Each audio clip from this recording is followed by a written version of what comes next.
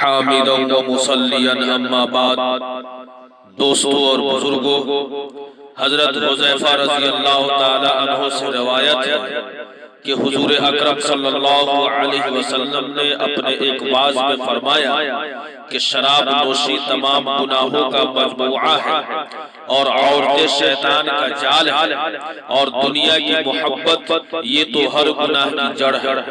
دوستو، اس حدیث شریف میں حضور اکرم صلی اللہ علیہ وسلم نے شراب نوشی، بے حجابی اور مال و دولت کی فراوانی کو معاشرتی زندگی کی تمام برائیوں کی جڑ بتلایا، بلکہ تمام مذاہب و ادیان کا اس پر اتفاق ہے کہ شراب خوری سے انسانی زندگی کا نظام متاثر ہو جاتا ہے۔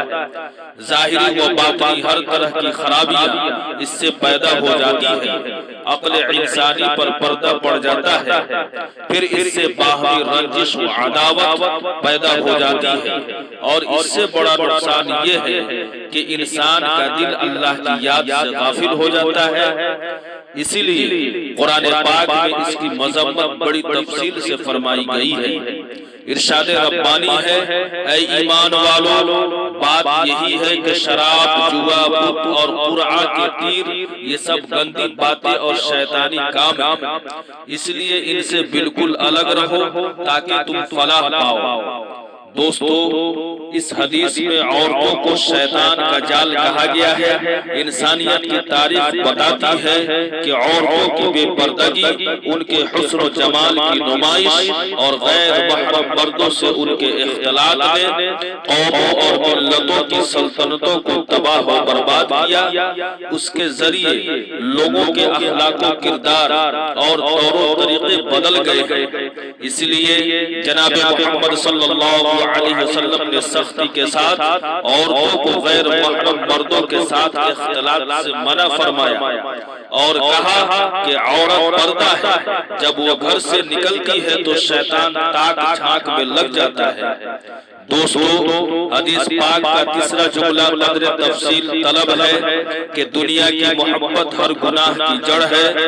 دنیا کی محبت کے لحاظ سے انسانوں کے چار اقسام ہیں۔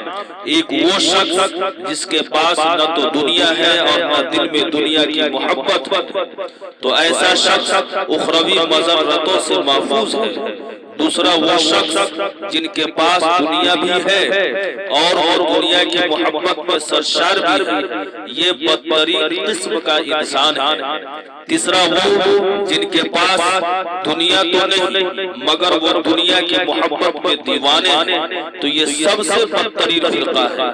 مال و زر کی محبت دل میں ہے اور اس کے وسائل بھی موجود ہیں، لیکن اللہ کے حکم کے سامنے اپنی گردن جھکا دیتا ہے، اپنی خواہشات کو دبا دیتا ہے اور اپنے شوق کو حکم خداوندی پر قربان کر دیتا ہے، تو اس کے لیے دنیا کی محبت گناہ کی جڑ نہیں ہوتی ہے۔